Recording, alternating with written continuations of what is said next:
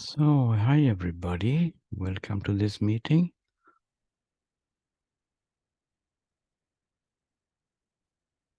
Hi Valdone. Thank you very much. Hi Ingrid. Hi Lena.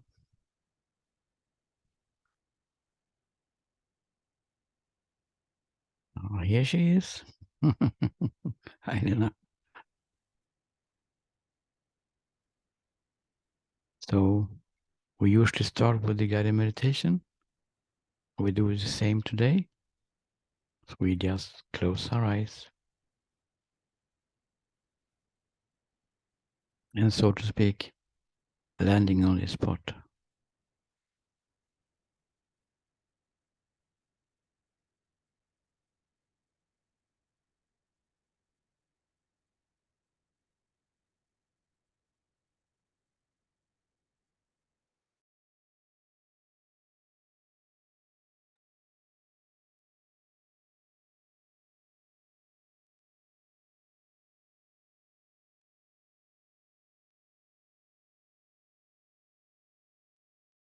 And then we notice how things are coming and passing here.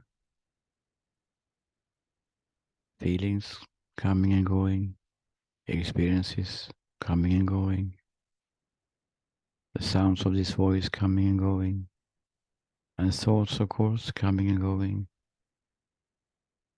And this meditation, we just leave it as it is. Everything which is arising here is allowed to be here as it is. We're not pushing away anything. But we are not interested in what is coming either. We're not interested in anything at all. Thoughts are also allowed to be here as they are coming and going.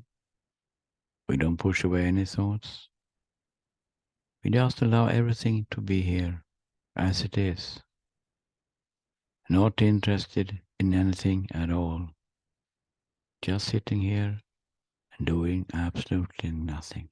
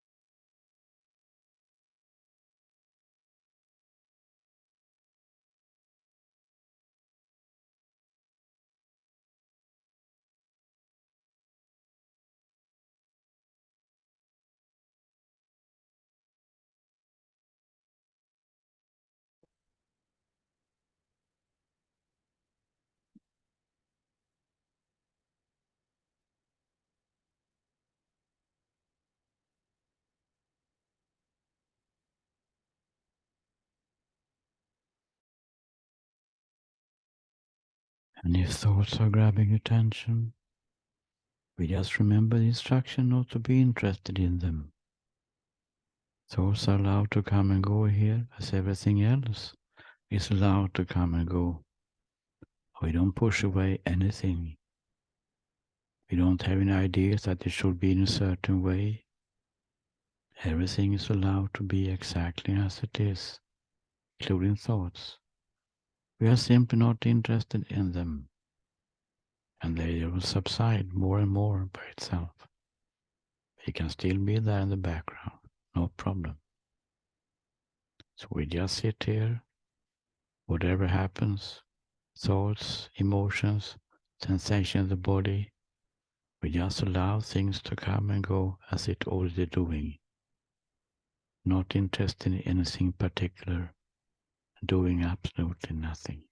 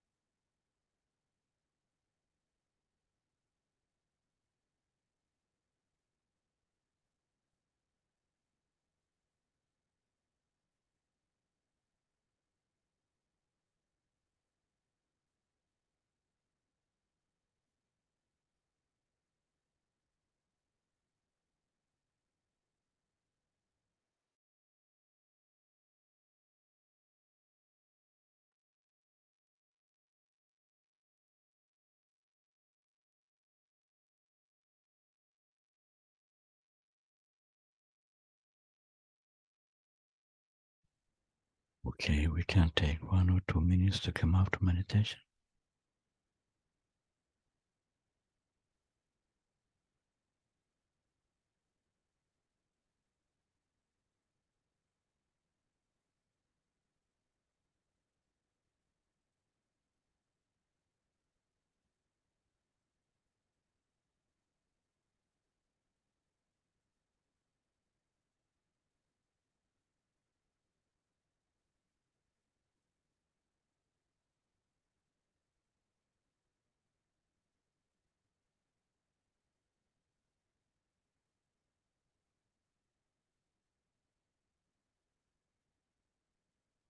So, dear friends, lovers of the truth, how to get it? During this meditation, we are putting ourselves aside. We're becoming open and available without doing that. That's why it works. And the truth about our life is starting to show itself more and more when we just follow these 3 simple instructions. And then we come out in daily activity and things seems to go back to normal again. The normal mess, so to speak. And the reason we have been talking about before in many of these sessions, the reason is a belief about ourselves. And of course, yeah, I understand. This is a belief about myself. I'm not good enough. I have to fix my life. The future doesn't look good for me. And the present moment is not complete, of course, for me. It's all about us. Huh? And it sounds very good. We can speak about here in this context. You can nod, yeah, it's true. I have thoughts about the future which doesn't seem to be good. I understand that the thoughts about the future is actually quite nonsense, because how would one know about the future? We just buy in these negative thoughts about ourselves in the future. And we think that we have to fix our life. We don't see that actually there's no one creating any thoughts. We have been looking at that in detail before. We couldn't see anyone creating any thoughts, which means that we don't see anyone making any decisions as well, and so on and so on. We have been looking quite much in details about these things. We don't have to repeat them here. But the thing is that even if it sounds very good, okay, we understand the power of the me, still, it doesn't seem to go in. It just seems to be intellectual. Seems to be an idea that, okay, there is no person me who is a doer, doesn't have any power whatsoever. It's just a belief. So how can we see it more clearly then? And stop to believe in this separate me and see that we are living in oneness, because that is what we are doing all the time, already now. One way is to become aware even more, not only talking about it, but actually becoming aware how we in the daily activity is totally trapped by the person me belief. We can look at ourselves and see how many seconds per day, how many seconds per day are you actually without this personal me belief? This person who needs to fix life and so on. The person which is not good enough, or whatever it is. How many seconds? So one way to do this is some kind of tool we can introduce here. Take 30 minutes of your life. Once is enough. Once you sit down, 30 minutes, and you look at yourself during these 30 minutes. You don't do anything specific. You just sit there with open eyes in the sofa or whatever and just see what is happening. What is actually happening. Because things are happening all the time. Huh? And just noticing how how this me is the center of everything that is happening. How this me is the center which everything is circulating around.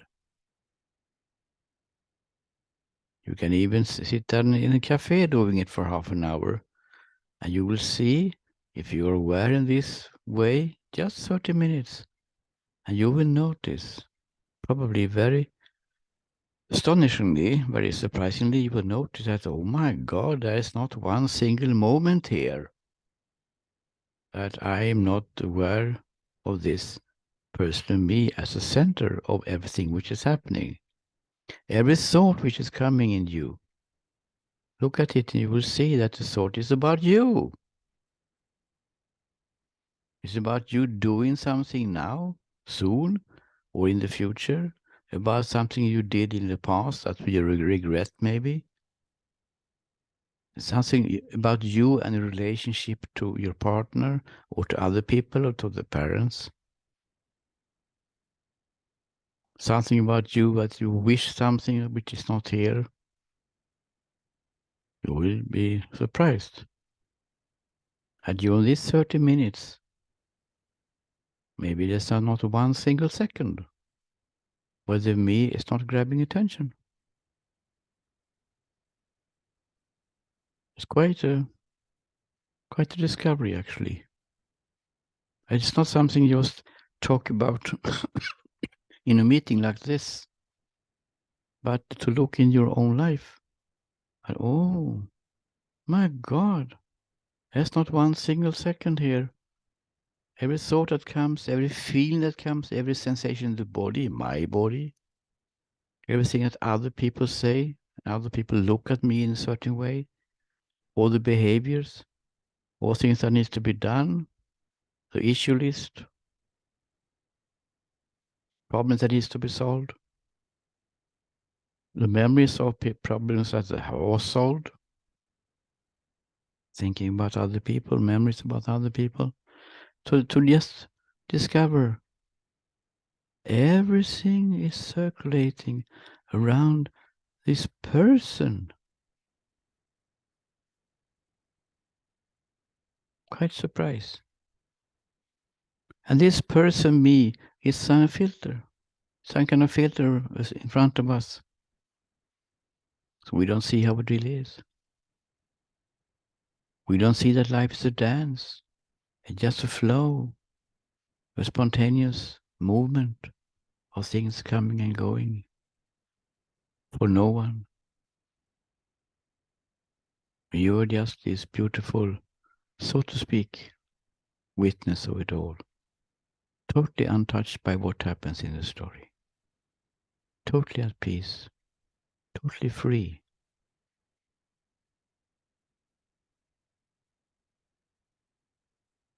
Just 30 minutes. And maybe you will become even more open to use some tools that we're using in the individual sessions mostly, to have suggestions how to cope with this separate me belief, which is hiding the oneness from being seen.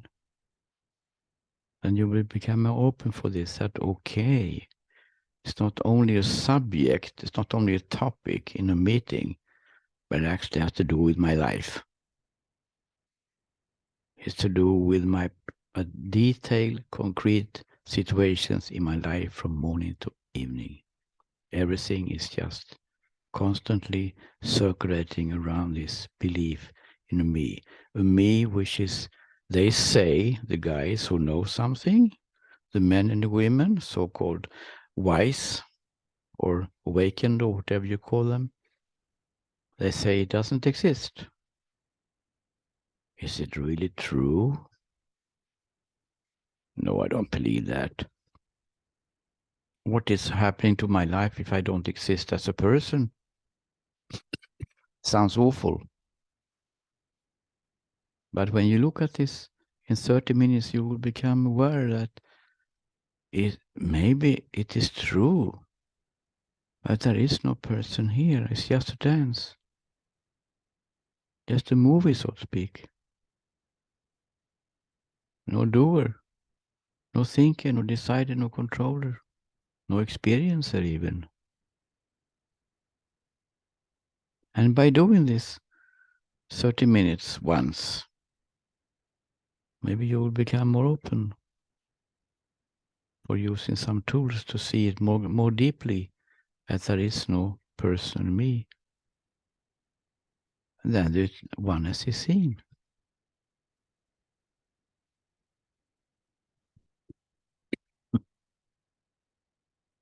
It's just one suggestion how to see it more concrete. Sorry. To see it more concretely.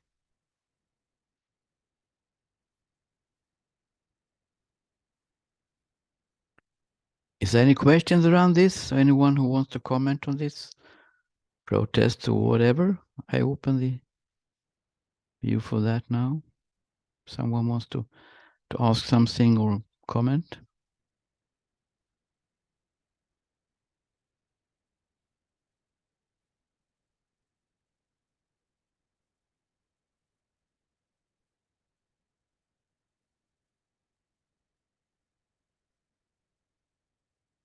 Or want to ask something else?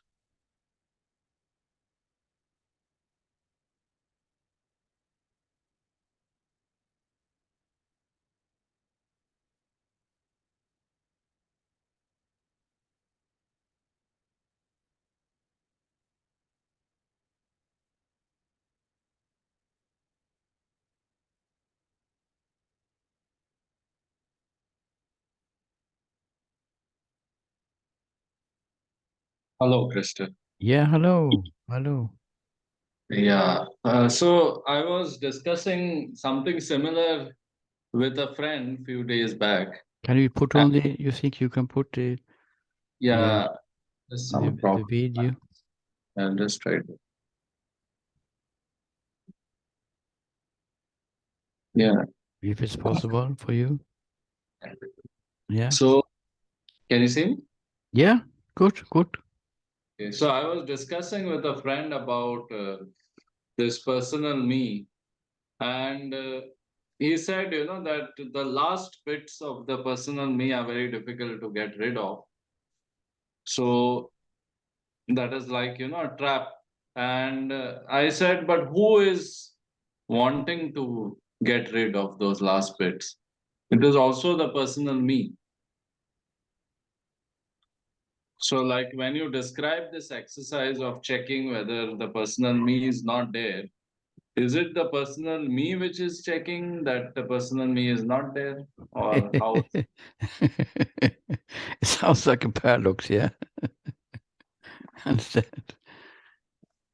Or is it just an awareness that comes when you just sit? Yeah. You want me to to say something now? Yeah. Yeah. So this is a very interesting question, actually. Hmm. Who is searching? Who is seeking for freedom? If there is no me here. And of course, the answer is quite simple. There is no seeker. There is no searcher. It's just one more form that this ego is taking. Oh, now I'm a seeker of enlightenment. I will fix my life. I will fix this freedom. I will do it. It's just a thought. It's just one more form that the ego is taking as a seeker. So who is seeking then? Well, you have, as you know, Floyd, in the Indian tradition, it has a little bit of metaphorical question, the answer to this question, which is very true, actually. That the seeking for freedom is coming from somewhere else. We call it the longing. And the longing is coming from the truth itself. in our so to speak body mind structure as human being, there's also this sense of being here, a sense of living, a sense of I am, I exist, which is not the ego, which is not doing anything really. It's just there. But what is happening is that this pure being in that place, this I am, I live, I exist, starts to question its own nature. So it starts to wonder, why is it this suffering in the story? Why is it this struggling and the problem that seems to be here? Why is it like that? Why is it so limited? Why am I here seemingly limited to a person and seemingly limited to connection to a so-called physical body? So this awakening is not happening on the ego level because it feels that everything is suffering. It's actually happening on the being level inside. And that is what we call longing. The, this sense of being here, the I am, I exist, is expressing itself as a longing. And the longing is saying, please sit down and just be and follow the instructions on non-doing meditation, which means that there is no meditator. It's the first step, to see that there is no meditator. That meditation is just something which is happening. And it is a longing. That's why we stress so much that you shouldn't meditate, because the thinking says so, because it becomes a practice. And the longing and the meditation is just a thinking meditation, doesn't leave the thinking. But if the longing is there, then the meditation is effective, because you're not meditating. The meditation becomes something which is happening and becomes a part of opening up, spontaneously opening up and become available to see what is actually here. So the whole process, I know it sounds a little bit mystical today, but the whole process is actually happening by itself. The whole process of awakening is happening from the being level, from the I exist level, from the truth level. It is the truth which does the whole job. We just need to go aside, step aside, realizing that this, we think the seeker is a me, is a ego, but it is not. Because the ego doesn't exist, how can there be a seeking? So it is a realizing, it's a discovery that I am actually not this limited I connected to a limited body. I'm actually unlimited pure being, which is even immortal and which is filled with bliss and love. This is happening, so to speak, by being itself inside. And you said awareness, Kartik. Awareness is the ego. Well, there is not any awareness. We can use the word if we know what we mean by it. But the awareness is a tricky word because it means that something is aware of something else. It's insinuating that awareness not being aware of something else is a strange notion, even if it's true. That's why I've never used the word awareness. Becoming aware is something else, because that is a verb. So what is happening is that when we sit down for 30 minutes and just see how the mind, how the thinking mind's belief in certain me, this me, separate me, is grabbing attention every second. But the job being done, but is actually the truth itself. Is that too mystical for you, Floyd? No, I think I find it that there is no, like, the way I, mm, when I'm in my mind, the way I see it is that probably I don't have to do anything for this. There is no doing. You have never done anything. Mm.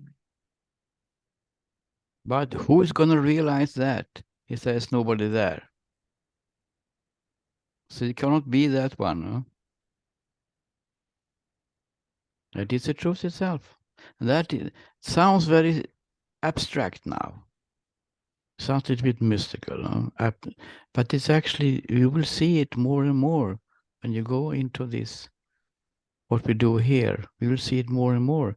But this is just happening by itself. Insight's just coming.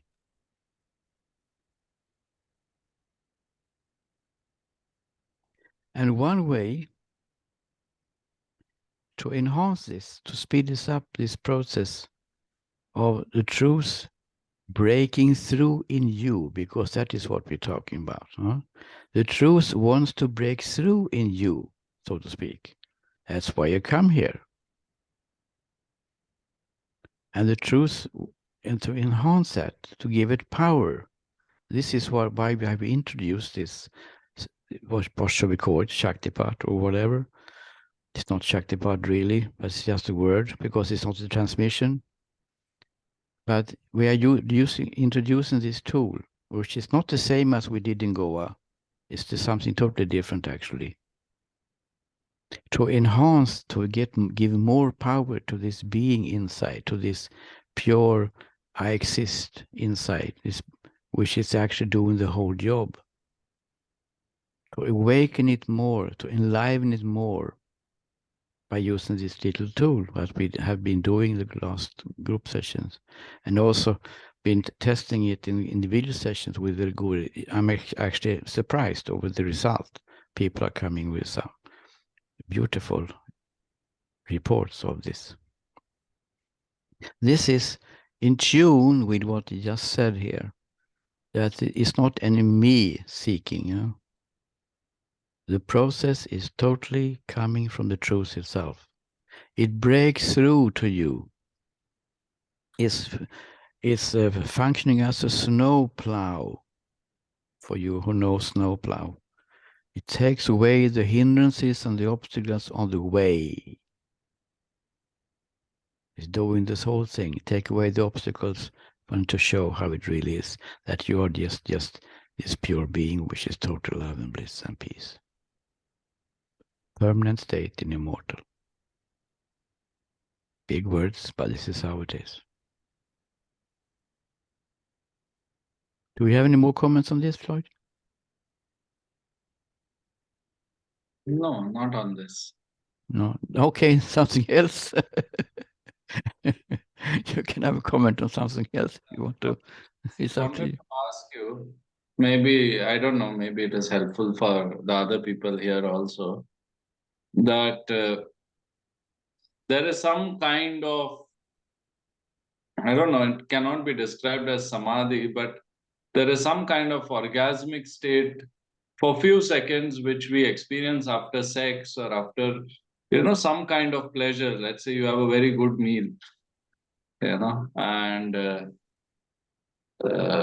or let's say you have an orgasm, and there are few seconds when you're completely blank, Mm. or you're completely like, uh, so I was wondering whether that state is similar to the state of non-doing, or whether it is similar to being without the personal me. Mm. So that's what I wanted to ask you. What Yeah, is the yeah, that's yeah. Having beautiful moments after a meal. I'm not so fond of eating, so I can't refer to it so much. But I can refer to orgasm. Sexual orgasm is much more closer to my experience. And if because we, you're from Europe, and we call it foodgasm here, yeah, because full gasm, okay. we have to orgasm on food, because sex is not so common here. And Swedish food is not so tasty as the Indian food, to be honest. Maybe Swedish, yeah.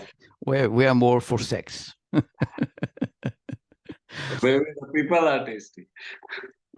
So in the sexual orgasm, now I had to talk about my own experience, of course, because I don't know anything about you. But there is some kind of ecstatic feeling, some kind of ecstasy, which is there for a couple of seconds. So is it the same? I mean, they have been debating this, huh? Sex as a highway to enlightenment is, I think it was a course in Sweden once. Sex, a highway to enlightenment. Little bit of a tantra touch, I would say, But this is, like, you could say similar. You use the word similar. I think it's appropriate to use that. It is similar, but the bliss in the awakened state is not the same as total ecstasy in orgasm. Because the bliss, what we talk about in connection to awakening, is not really ecstatic. You can't have that ecstatic. You can't have one long orgasm from the beginning to end 30 years after enlightenment. That is not how it functions.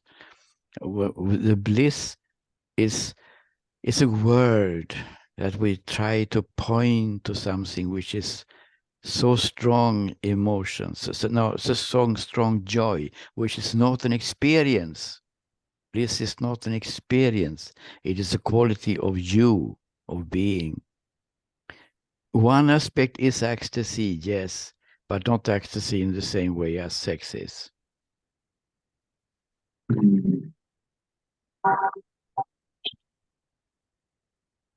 don't know. So Yeah. is it like so there's no way for us to describe it in words what happens in both those states? No, it's no way.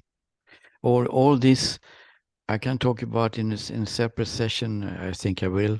But the language is a very tricky thing here because the words that we are using here is not literally meant. So when I'm describing the enlightened state, I'm always using pointers. And I know others teachers say the same, and I hope you don't take it literally. No, no, we understand that it's not literally meant. Any questions? Then they ask anyway, as if it is well, literally meant. It's like don't look at the finger, look at the moon, which is pointing to. But people, oh yes, we understand, and then they start to talk about the finger when the questions are coming. So it's not so easy to grab this. But just to understand that the words we're using, peace, for instance, and then we say peace which passes all understanding, which it says in the Bible, the Old Testament. What does it mean? It means like this. We're using the word peace, but it's actually not peace as a feeling. It's something else. We're using the word love, and of course we have some notion what love is. But it's not that kind of love, actually. It's much, much, much more than that. Expressing itself as a feeling, maybe, but it's not a feeling in its nature. The same with bliss. We are using the word bliss or extreme joy or something to point to some qualities of your being, what you actually are, what you actually are. But it's just indirect talking. We're trying to point to something, talking about what it is not, for instance. How can we understand? It's timeless. Uh-huh. What does it mean? If we don't have an own experience of this place inside us, we don't understand what it means timeless, because we are saying what it is not, because we have the feelings that time we know what time is. So timeless, okay, no time, but do we really mean, do we really understand what it means? Timeless, spaceless, infinite, total love, total bliss. We just try with language to convey and to somehow inspire people to go to a place where these words, this is what he meant. I have no idea it was like this. Quite often here you hear this. I said the same also. After reading this 1,000 books, so this is what they say. Is that something different? I didn't understand this. So we're just trying to go around a little bit to inspire people to actually see it from themselves. It's a big issue. My doctoral thesis was about that. I was writing 200 pages about it. Right. Language and Enlightenment, it's called book. I think I saw it on the internet. Yeah, okay, maybe it's out there on the internet. Don't read it. You don't have to read it. It's an academic thing. Very complicated. You have to be an academic philosopher to understand anything in it, probably. I just mentioned it. Any other questions? Maybe it was some kind of question here. I will see. Yeah, okay. Who is checking if the person me is gone? Yeah, I think you had discovered said that already, Floyd. Yeah. That's before, yeah. Yeah. And Kartik, do you want to comment more on this issue between awareness and ego? Maybe I didn't understand your question. Yeah, Or I'm just, I sort of related to what Floyd was saying. It just, how do you know? I mean, who realizes that that personal me is gone? I mean, where you said it was the truth itself, but to whom is it appearing? you could say like this. Good. I could say like this, that in the whole enlightenment context, there's no one ever getting enlightened. So everyone who says I'm enlightened, don't believe that one. Because no one has ever get enlightened. Because there's no one getting enlightened. Enlightenment, you see, there is no one. There's no personal doer. You are here, so to speak, have a little bit personal touch. We don't take away that one. You're not going to be some kind of plant. But there is no one really doing anything, thinking and so on. So this is when we say I, we mean that. It's an understanding which is coming, which is not an intellectual understanding. It's a discovery. This is a very important point, actually. Thank you. It's to discover how it really is. And that discovery is not made by a person. And many times we can have this discovery in our daily life as well. We wake up one morning, this is what he meant. He said something 3 weeks ago. Now I understood what he meant. And you confront the person, yeah, of course I meant that. So this is an insight which is not based on logical reasoning. It's an insight which is not intellectual at all. The word understanding is connected to thinking. We are using the word in that way. Understanding means intellectual understanding. And here we talk about something which is not intellectual. What is that?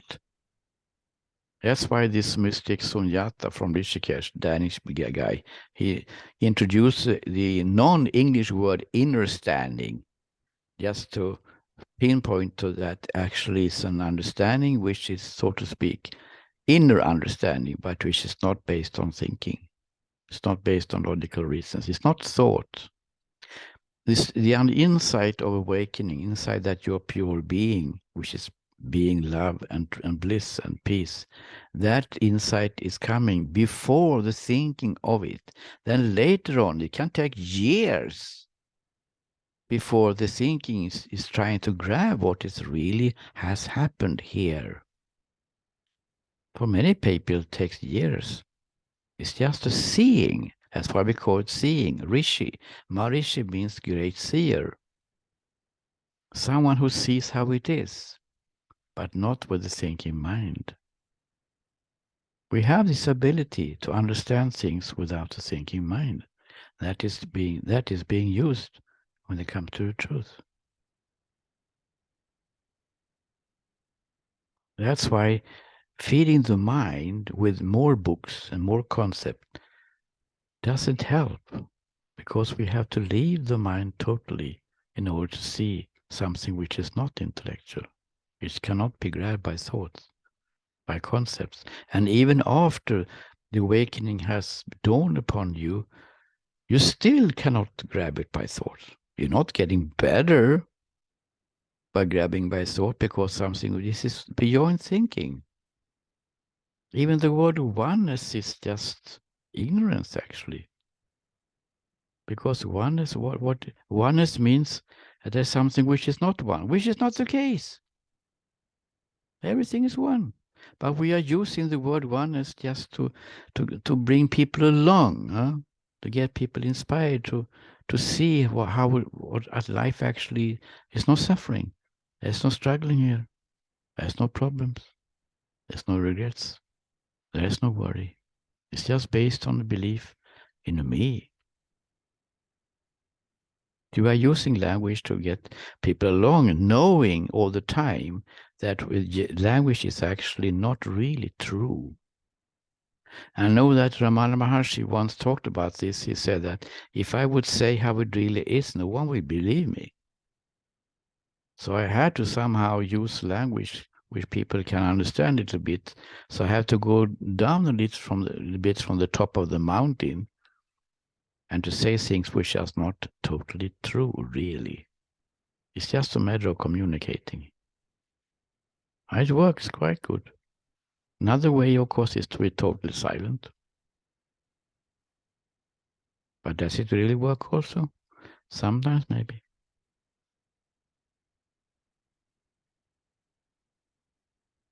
Other questions?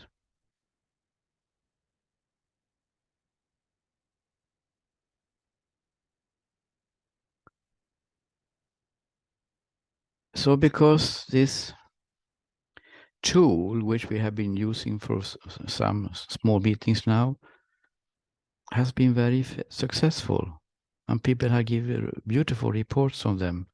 So for them, for those of you who are open to get this, what should we call it? I call it now being, enlivening being. Being here as a tuning fork is enlivening being in you. It's on the transcendental level everything is happening. It's not something in the story. Now we have to leave the story at all, totally, and go to the transcendental level. I know it sounds very strange, but this is how it works. Maybe one day I can talk about more how it really works. So instead of, as last time, when we asked people to put it on the chat if you wanted to have it, we do it another way today. So those of you who doesn't want to have this individual being, awakening to being, from here to you individually, those who doesn't want to have it, you take away the video. And you don't have to do a lot of writings here. So for you who doesn't want to have it, you just take away the video. And all people who wants to have it, they just have the video open. That is the first change we do. The other change is that I will not tell you when I'm coming to you. Because I notice that there is some kind of little bit tension, a little bit alertness. And so when I'm coming to you, I say, now is your time here. It's a little bit disturbing, the mind is somehow getting some kind of attention to the situation. Yeah, it's some excitement, Floyd say. Yeah, some excitement, but we don't want any excitement. We want openness. That's what we want. You can have excitement afterwards. And maybe you will now be excited all the time. How do I know? That is a risk, of course. Now I feel he is on me. It's so many traps on the way here. But just to know that the instruction here is very simple. We follow the same instruction as in non-dual meditation. So I will go from person to person 1 minute each. I just have one question to you before we do this. Last time I did it once for all people. We are 10 people here now. If you want to have more, I will just continue. I will just continue until it's 3 per person. Then I will stop. And if you want to stop before, you just take away the video. Otherwise, I will just some kind of marathon here. For those people who wants to have more than one. But first, I have a question from Floyd here. Is there a way to explain how it's different from non-doing? Okay. Do you want to know how it works? I suppose you want to know how it works. Okay, I will tell you a little bit how it works then. Now it's going to be even more mystical. Sorry. There has been an ability in this guy here since childhood. An ability to see how people are functioning. I can look at someone's face 1 second, I know exactly how the people are functioning, the person is functioning. I thought that everybody has this ability, but I realized the last years, but they don't seem to have that. And it means that when I look at you, I see exactly who you are. I'm not talking about the spiritual level, I'm talking about the story, how you are in the story. And that is a starting point. And then I'm, so to speak, connecting this person in the story with the being inside you, which is also seen. I see the being in each one of you. I see the story, the personality, and I see the being inside you. And this one is connected to the being which is here, shining. They are, so to speak, shaking hands, you could say. This is a non-doing. So I don't do anything. The person Christy doesn't do anything here. This is just spontaneously happening from the being level. That's why I want to call it being, awakening being, or being, enlivening being. Because there's no person here doing it, of course. Maybe it is even more mystical than before you asked the question. But this is the answer I can give just now. So it's a connection to you as a personality and your own, so to speak, being with the being here, which is so unrestricted. I don't know if you get it more clear, Floyd. Even more complicated after this. I don't know. Maybe we should. More clear.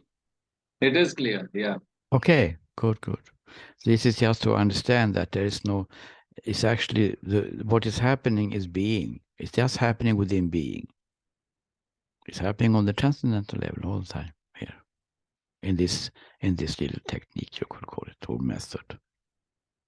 So for you, before getting more mystical here, so let's go to the practical level instead. So I will go through everyone, and I will continue until people have got 3, or you have taken away the video because you get enough or something. I just want to mention something before. That we are not searching for any specific experience during this Shaktipat. We're not searching for any specific sensation in the body. It's not interesting.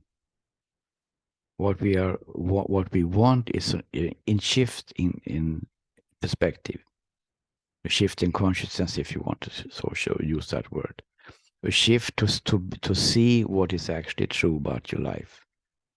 Insights. This is what we want. Insights, how it really is. But sometimes experience can be very strong also. It can be a strong experience of bliss. It can be strong experiences of love. And first it seems to be an experience.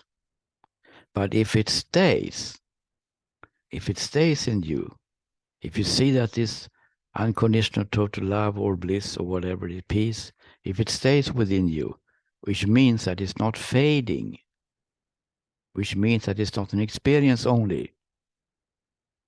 Then you can maybe discover, oh, but this is actually not an experience. This is something different. This is actually discovering the nature of who I am. I'm just saying this that to be a little bit alert of this. That is, even if it seems to be an experience first, maybe it is not. Maybe you have seen something about yourself which is true. So, with this last comment, I will not start with everyone here, and I will not tell you where I am. So you can just sit now, follow these 3 instructions of the non-doing meditation, which means that you're just sitting here, allowing the moment to be exactly as it is, not interested in anything particular, not pushing away anything, and not doing anything at all.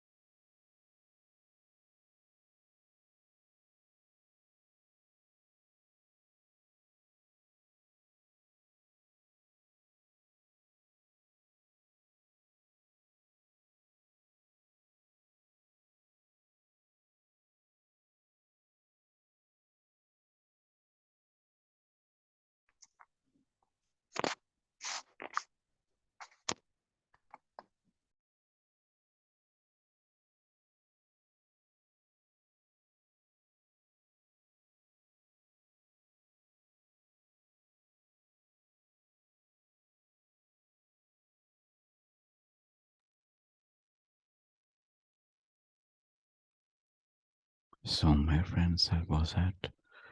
And if you have time, please sit with yourself. Continue to have the eyes closed for a couple of minutes.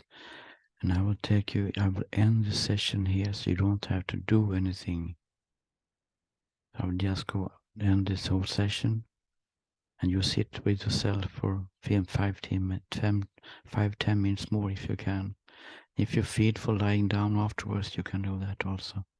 Thank you very much, and see you on Saturday for those who want to, and Sunday. Thank you very much.